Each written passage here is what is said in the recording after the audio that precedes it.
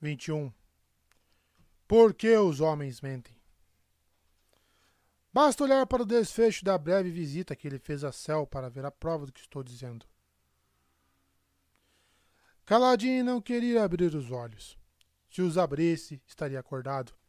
E, se estivesse acordado, aquelas dores, a queimação em seu flanco, a dor nas pernas, o latejar surdo nos braços e ombros, não seriam apenas um pesadelo. Seriam reais e seriam dele. Abafou um gemido e rolou para o lado. Tudo doía. Cada extensão de músculo, cada centímetro de pele. Seu coração palpitava. Parecia que até seus ossos doíam. Ele queria permanecer imóvel e dolorido até que Gaz se visse forçado a puxá-lo para fora pelos tornozelos. Isso seria fácil. Será que ele não merecia fazer algo fácil pelo menos uma vez? Mas não podia.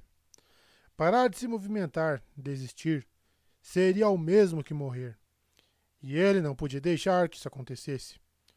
Já tomara sua decisão. Ajudaria os carregadores de ponte. Maldito seja, Ravi, pensou ele. Você consegue me chutar para fora do beliche mesmo agora? Ele afastou a manta e se levantou com dificuldade. A porta do barracão estava aberta para permitir a entrada de ar fresco. Sentiu-se pior em pé, mas a vida de um carregador de pontes não lhe dava tempo para se recuperar. Era aguentar ou ser esmagado. Ele aprumou o corpo e apoiou a mão na parede anormalmente lisa, transmutada do barracão. Respirando fundo, atravessou o recinto. Estranhamente, alguns dos homens já estavam acordados e sentados. Em silêncio, observaram Kaladin. Eles estavam esperando, percebeu Kaladin, para ver se eu ia me levantar. Encontrou os 3 feridos no lugar em que os deixara, em frente ao barracão. Ao inspecionar Leighton, ficou surpreso. O homem ainda estava vivo. Sua respiração era superficial, seu pulso estava fraco e ele tinha ferimentos graves, mas estava vivo. Não permaneceria assim por muito tempo, no entanto, sem um antisséptico. Nenhum dos ferimentos parecia ter sido infeccionado por esplenos de putrefação, mas era questão de tempo naquelas paragens sujas.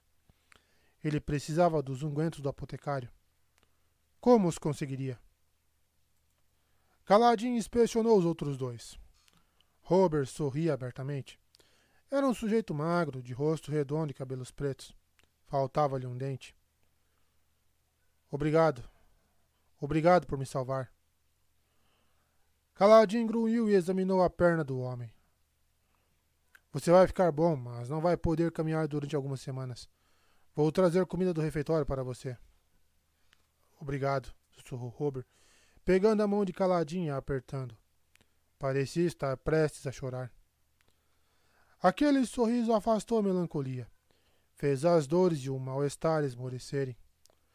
O pai de Kaladin já havia descrito aquele tipo de sorriso. Se não for o motivo pelo qual Lirin se tornara cirurgião, era o motivo pelo qual permanecera na profissão. Descanse, disse Kaladin, e mantenha esse ferimento limpo. Não queremos atrair esplenos de putrefação. Me avise se vir algum deles. Eles são pequenos e vermelhos, parecem insetos minúsculos. Robert anuiu entusiasticamente e Kaladin passou para David. O jovem carregador estava como no dia anterior, olhando para a frente com um olhar desfocado. Ele estava sentado desse jeito quando eu dormi, senhor, disse Robert. É como se não tivesse se mexido a noite inteira. Me dá até calafrios. Kaladin estalou os dedos diante dos olhos de David, que se sobressaltou, fixou o olhar nos dedos, e o seguiu quando Kaladin moveu a mão.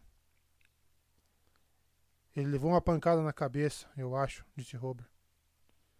Não, disse Kaladin. É trauma de guerra. Vai passar. Eu espero.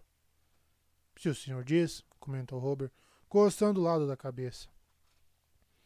Kaladin se levantou e escancarou a porta, iluminando o recinto. O dia estava claro, com o sol ligeiramente acima do horizonte. Já se ouvia sons no acampamento. Um ferreiro madrugador malhando metal. Chules urravam nos estábulos. O ar estava fresco, até frio, agarrando-se aos vestígios da noite. Tinha um aroma límpido. Clima de primavera. Você se levantou, disse caladinho a si mesmo. Pode muito bem prosseguir. Ele se forçou a sair e fazer os alongamentos, com o corpo reclamando a cada movimento. Depois examinou a própria ferida. Não estava tão mal, embora uma infecção pudesse agravá-la. Que os ventos tormentosos levem aquele apotecário, pensou ele, pegando uma concha de água no barril dos carregadores e lavando o ferimento com ela. Logo lamentou ter praguejado contra o idoso apotecário. O que o homem podia fazer? Dar o antisséptico sem cobrar? Ele devia praguejar contra o grão-príncipe Sadeias, que era o responsável pelo ferimento, e fora quem proibira o dispensário dos cirurgiões de doar medicamentos aos carregadores de pontes, escravos e criados de nãs inferiores. Que filho da puta, hein? Quando terminou os alongamentos, um punhado de carregadores que haviam se levantado para beber água estava junto ao barril, observando-o. Só havia uma coisa a fazer. Cerrando os dentes, ele foi até a serraria e localizou a prancha que usara no dia anterior. Como os carpinteiros ainda não a haviam incluído na ponte que estavam construindo, ele a pegou e voltou para a área dos barracões. Começou então a treinar do mesmo modo que no dia anterior. Não conseguiu ser tão rápido. Na verdade, durante a maior parte do tempo só conseguia caminhar. Mas enquanto se exercitava, suas dores diminuíam. Sua dor de cabeça esmoreceu.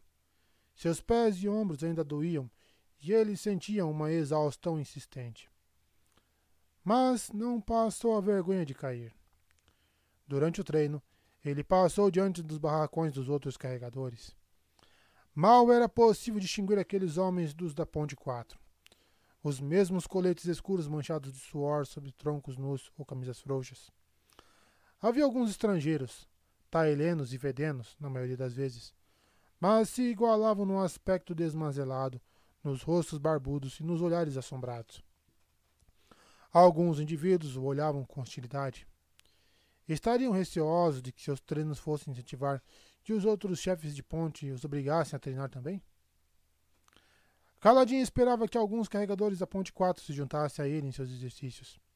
Afinal, eles o haviam obedecido durante a batalha e até o ajudaram a cuidar dos feridos. Sua esperança foi em vão. Alguns carregadores o observavam, outros o ignoravam. Ninguém se envolveu. Após algum tempo, Sil pousou na extremidade da prancha, como uma rainha em seu palanquim. Estão falando de você, disse ela quando ele passou de novo pelo barracão da Ponte 4. Não me surpreende, disse caladinho entre arquejos. Alguns acham que você enlouqueceu, como aquele homem que só fica sentado olhando para o chão. Disseram que a tensão da batalha afetou sua mente. Talvez eles tenham razão, eu não tinha pensado nisso. O que é loucura? Perguntou ela, sentada com uma das pernas contra o peito, enquanto sua vaporosa saia esvoaçava ao redor de sua panturrilha e desaparecia em bruma. É quando os homens não pensam direito, respondeu Caladinho, feliz com a distração daquela conversa. Parece que os homens nunca pensam direito. A loucura é pior do que o estado normal, disse Caladinho sorrindo. Na verdade, depende das pessoas ao redor. Até que ponto você é diferente delas? A pessoa que se destaca é louca, eu acho. Então as pessoas votam para decidir? Perguntou ela, fazendo uma careta. Bem, não de forma tão ativa, mas a ideia é essa. Ela permaneceu pensativa por mais algum tempo. Caladinho, por que os homens mentem? Eu entendi o que são as mentiras, mas não sei por que as pessoas mentem. Muitas razões, disse Caladinho, limpando o suor da testa com a mão livre. Depois, usando-a para equilibrar a prancha. Seria loucura? Não sei se eu diria isso. Todo mundo mente. Talvez vocês todos sejam loucos. Ele riu. Sim, talvez. Mas se todo mundo mente, disse ela, apoiando a cabeça no joelho, então aquele que não mente é o único louco, certo? Não foi o que você disse antes? Foi. Mas não acho que exista por aí alguma pessoa que nunca mentiu. Dalinar. Quem? O tio do rei, disse Sil. Todo mundo diz que ele nunca mente. Até os carregadores da Ponte 4 falam sobre isso, de vez em quando. É verdade. O espinho negro. Caladinho ouvia falar dele desde garoto. Ele é um olhos claros. Isso significa que ele mente. Mas... eles são todos iguais, Sil. Quanto mais nobre parecem, mais corruptos são por dentro. É tudo hipocrisia. Estou de acordo. Ele ficou em silêncio, surpreso com a veemência de seu ressentimento. Raios o partam, Amaran. Você fez isso comigo. Ele já havia se queimado demais para confiar nas chamas. Eu não acho que os homens sejam sempre assim, disse ela com um ar distraído, uma expressão distante no rosto. Caladinho esperou que ela continuasse, mas ela não o fez. Ele passou pelos homens da Ponte 4 novamente. Muitos deles descansavam, encostados à parede do barracão, esperando que a sombra da tarde viesse cobri-los. Raramente esperavam do lado de dentro. Talvez fosse deprimente permanecer confinado o dia inteiro, até para carregadores de pontes. Sil, disse ele por fim. Você ia dizer alguma coisa? Acho que já ouvi homens falarem a respeito de uma época em que não havia mentiras. Existem histórias sobre as épocas dos arautos, quando os homens eram regidos pela honra. Mas as pessoas estão sempre falando sobre tempos supostamente melhores. É só observar. Um homem se junta a um novo pelotão de soldados e a primeira coisa que faz é falar sobre como seu antigo pelotão era maravilhoso.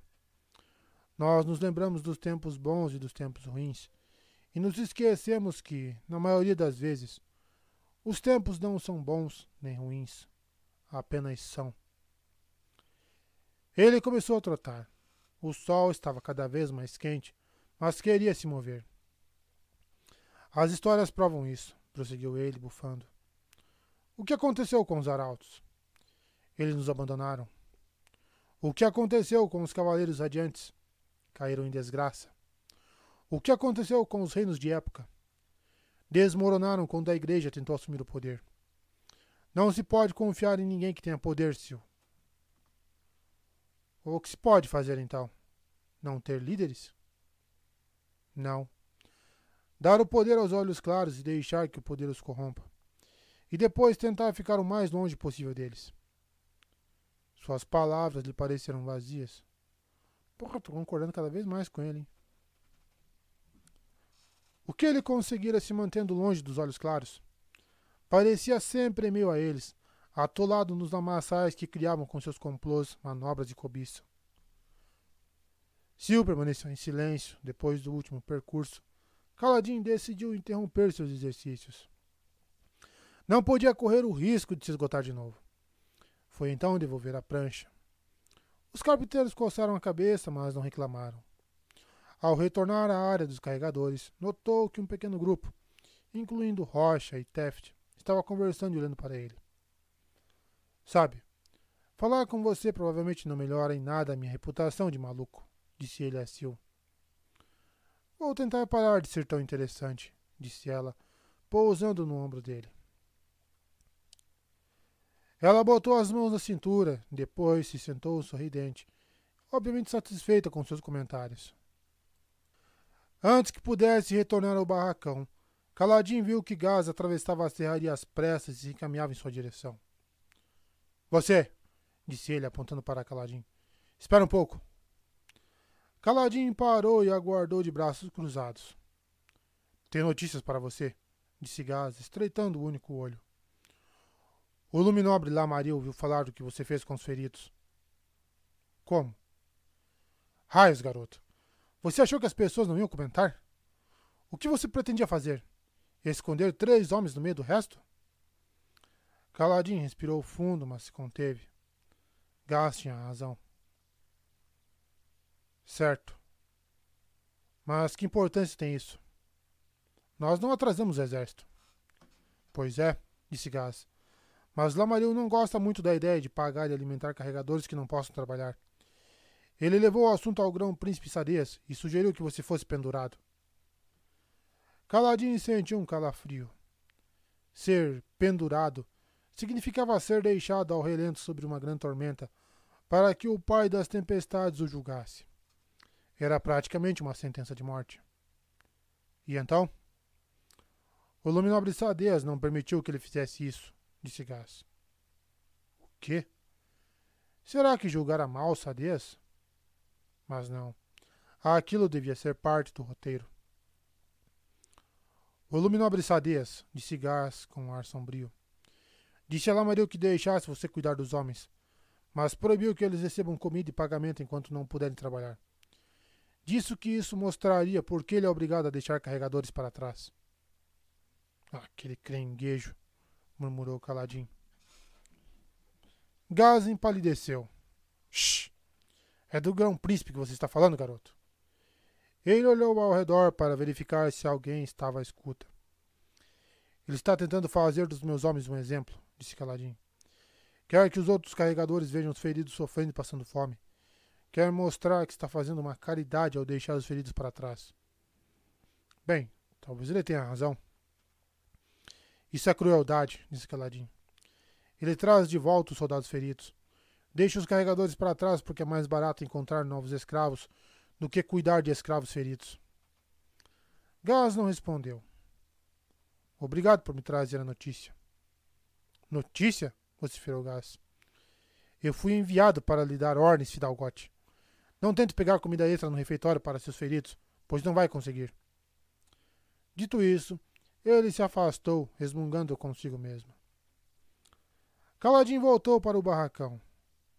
Pai das tempestades. Onde conseguiria comida suficiente para alimentar 3 homens?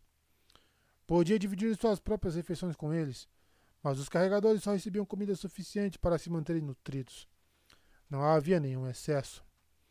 Alimentar um homem só já seria difícil. Dividir suas refeições por 4 deixaria os feridos fracos demais para se recuperarem, e ele, fraco demais para carregar a ponte. E ele ainda precisava obter antissépticos. Esprenos de putrefação e doenças matavam mais homens em uma guerra do que os inimigos.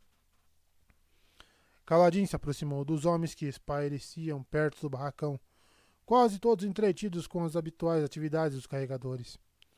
Deitar-se no chão e olhar sem ânimo para o céu. Sentar-se no chão e olhar sem ânimo para os pés. Ou permanecer em pé e olhar sem ânimo para o horizonte. Nossa, parece nosso dia a dia. A Ponte 4 não teria plantão naquele dia e eles não teriam trabalhos internos até o 3º sino da tarde. Gaz disse que nossos feridos não receberão comida nem pagamento até se recuperarem, disse Kaladin. Alguns dos homens, Sigzil, Pete e Kuf, assentiram, como se já esperasse aquela notícia. O grão-príncipe Sadez quer nos fazer de exemplo. Quer provar que não vale a pena curar carregadores. E para isso vai deixar que Robert, Leighton e David morrerem de uma forma lenta e dolorosa. Kaladin respirou fundo. Eu quero juntar nossos recursos para comprar remédios e conseguir comida para os feridos. Nós podemos manter esses 3 vivos se alguns de nós dividirmos nossas refeições com eles. E vamos precisar de mais ou menos umas 20 claretas para comprar os remédios e suprimentos certos. Quem tem alguma coisa que possa compartilhar? Os homens o olharam fixamente, então Moash começou a rir. Os outros se juntaram a ele. Depois se dispersaram com um gesto de desdém, deixando Kaladin com a mão estendida. Na próxima vez podem ser vocês, gritou ele. O que vocês fariam se precisassem de tratamento? Eu morreria, disse Moash, sem se dar ao trabalho de olhar para trás. No campo, rapidamente, em vez de morrer aqui, aos poucos. Kaladin baixou a mão e suspirou. Ao se virar, quase esbarrou em rocha. De pé, com os braços cruzados, o alto e corpulento Papaguampas parecia uma estátua de bronze. Kaladin olhou para ele, esperançoso. Não tenho mais nenhuma esfera, disse Rocha com um grunhido. Já gastei tudo. De qualquer forma, não teria adiantado. Só nós 2 não teríamos como comprar os medicamentos. Eu vou doar um pouco de comida, rosnou Rocha. Caladinho olhou para ele, surpreso. Mas só para aquele homem com a flecha na perna, disse Rocha, ainda com os braços cruzados. Robert? Sei lá qual é o nome dele, respondeu Rocha. Ele parece que pode melhorar. O outro vai morrer, com certeza. E eu não tenho nenhuma piedade por um homem que fica sentado sem fazer nada. Para o outro, você pode contar com minha comida. Parte dela. Caladinho sorriu, ergueu a mão e apertou o braço do homem. Obrigado. Rocha deu de ombros. Você ficou com o meu lugar. Se não fosse isso, eu estaria morto. Caladinho sorriu diante desse raciocínio. Eu não morri, Rocha. Você estaria vivo. Rocha balançou a cabeça. Eu estaria morto. Tem alguma coisa estranha em você. Todos os homens já notaram, mesmo que não queiram falar disso aí. Eu olhei o lugar que você ocupou na ponte. As flechas acertaram todos os lugares em volta, ao lado da cabeça, ao lado das mãos, mas não acertaram você. Sorte? Isso aí não existe. Rocha olhou para o ombro de Caladinho. Além disso, tem esse Mafalik que está sempre seguindo você. O enorme Papagampas fez uma respeitosa mesura para Sil e depois fez um estranho gesto, tocando o próprio ombro e a testa. Caladinho teve um sobressalto. Você a vê? Ele olhou para Sil. Sendo um espreno de vento, ela podia aparecer para quem escolhesse, o que geralmente significava apenas Caladinho. Sim, Sil parecia espantada. Não. Ela não aparecera para a Rocha especificamente. Eu sou Alaico. Nossa, disse Rocha. Isso significa... Rocha fez uma carranca. Terra baixistas bêbados de ar. Vocês não sabem nada que preste? De qualquer jeito, você é especial. A Ponte 4 perdeu 8 carregadores ontem, contando os feridos. Eu sei, disse Caladinho. Eu quebrei minha promessa. Disse que não ia perder nenhum. Rocha riu ironicamente. Nós somos carregadores de pontes. Nós morremos. É assim que isso aí funciona. Daria no mesmo se prometer que faria as luas se juntarem. O homem zarrão se virou e apontou para um dos outros barracões. Das pontes que foram atacadas, a maioria perdeu muitos homens. 5 pontes caíram. Cada uma perdeu mais de 20 homens e os soldados tiveram que ajudar a carregar as pontes de volta. A ponte 2 perdeu 11 homens e nem foi alvo das flechas. Ele se virou de novo para Caladinho. A ponte 4 perdeu 8. 8 homens durante uma das piores incursões da estação. E talvez você consiga salvar 2 deles. A ponte 4 foi a que perdeu menos homens, entre as pontes que os parchindianos tentaram derrubar. A ponte 4 nunca é a que perde menos homens. Todo mundo sabe disso aí. Sorte. Rocha o interrompeu, apontando um grosso dedo para ele. Terra baixista bêbado de ar. Fora apenas sorte. Mas, bem, Caladinho podia aceitar o fato como uma pequena bênção que fora. Não havia sentido em discutir com alguém que finalmente decidira ouvi-lo. Mas um homem só não era o bastante. Mesmo que ele e Rocha reduzissem suas ações pela metade, um dos feridos passaria fome. Caladinho precisava de esferas. Precisava desesperadamente de esferas. Mas era um escravo.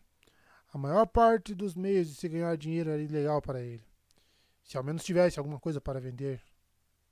Mas não possuía nada. Ele... Um pensamento lhe ocorreu. Venha, disse ele, começando a se afastar do barracão. Rocha o acompanhou, curioso. Caladinho percorreu a serraria até encontrar Gás, que conversava com um chefe de ponte em frente ao barracão da Ponte 3. Como já estava se tornando comum, Gás empalideceu quando Caladinho se aproximou e fez menção de fugir. Gás, espere, disse Caladinho, levantando a mão. Tenho uma proposta para lhe fazer. O sargento de ponte se mobilizou. Ao seu lado, O chefe da Ponte 3 fechou a cara. De repente, a maneira como os outros carregadores de pontes vinham tratando Caladim fez sentido. Estavam incomodados com o fato de que a Ponte 4 saíra de uma batalha em tão boas condições. A Ponte 4 tinha a fama de ter má sorte. Todos precisavam de alguém que pudesse olhar de cima. E as outras equipes de ponte tinham o pequeno consolo de não estarem na Ponte 4. Caladim invertera a ordem das coisas. O chefe da Ponte 3, dono de uma barba escura, retirou-se, deixando Caladim e Rocha a sós com Gás. O que vai oferecer dessa vez? Perguntou Gás. Esferas foscas? Não, disse Caladim, pensando rápido. Aquilo teria que ser tratado com muito cuidado. Estou sem esferas, mas não podemos continuar assim, com você me evitando e os outros chefes de ponte me odiando. Não sei o que posso fazer a esse respeito. Vou lhe dizer, respondeu Caladim, como se subitamente tivesse tido uma ideia. Tem alguma equipe destacada para recolher pedras hoje? Tem, disse Gás, apontando por cima do ombro. A Ponte 3. Bucic estava tentando me convencer de que a equipe dele está fraca demais para ir. Tormentas me levem, mas eu acredito nele. Perdeu 2/3 dos homens ontem, e eu é que vou levar uma bronca quando eles não conseguirem recolher pedras suficientes para abater a cota. Caladim sorriu solidariamente. Aquele era um dos trabalhos menos desejáveis que havia. Era preciso sair do acampamento e encher vários carroções com pedras grandes. Eram essas pedras que eram transformadas em grãos pelos transmutadores. Alimentavam os exércitos. Tá, porra. Só que, por motivos que só os próprios transmutadores conheciam, a tarefa era mais fácil com pedras grandes e soltas. Então, os homens acatavam. Recolhê-las era um trabalho estafante e tedioso. Pedra é uma desgraça. Perfeito para carregadores de pontes. Sempre os fudidos para mexer com isso aí. Por que você não envia outra equipe? Perguntou Caladim. Ora, você sabe o problema que isso dá. Se achar que estou favorecendo alguma equipe, vou ouvir reclamações para sempre. Ninguém vai reclamar se você passar esse trabalho para a Ponte 4. Gás olhou para ele, semicerrando o único olho. Pensei que você não fosse gostar de ser tratado de forma diferente. Deixe esse trabalho comigo, disse Caladim, fazendo uma careta. Só dessa vez. Escute, Gás. Não quero passar o resto do meu tempo aqui discutindo com você. Gás hesitou. Seus homens vão ficar furiosos. Não quero que eles pensem que a ideia foi minha. Vou dizer a eles que foi minha. Tudo bem, então. No terceiro sino, estejam no posto de controle a oeste. A Ponte 3 pode lavar as panelas. Ele se afastou às pressas, como que para se safar, antes que Caladim mudasse de ideia. Rocha se postou ao lado de Caladim. Você sabe que o homenzinho tem razão. Os homens vão odiar você por causa disso. Estão esperando um dia tranquilo. Eles vão superar. Mas por que mudar para um trabalho mais duro? É verdade. Você é louco, não é? Talvez. Mas essa loucura vai nos tirar do acampamento. E qual a vantagem disso? Significa tudo, disse Caladim. Significa a vida e a morte. Mas vamos precisar de mais ajuda. Outra equipe de ponte? Não. Quero dizer que nós, você e eu, vamos precisar de ajuda. Mais um homem, pelo menos. Ele observou o pátio e se concentrou em uma figura sentada à sombra do barracão da Ponte 4. Taft. O grisalho carregador não estava no grupo que rira de Caladim mais cedo, mas fora muito útil no dia anterior, ajudando Rocha a carregar Leighton. Caladim respirou fundo e atravessou o pátio, seguido por Rocha. Sil decolou de seu ombro e zuniu no ar, dançando em uma súbita rajada de vento. Taft levantou os olhos quando Caladim e Rocha se aproximaram.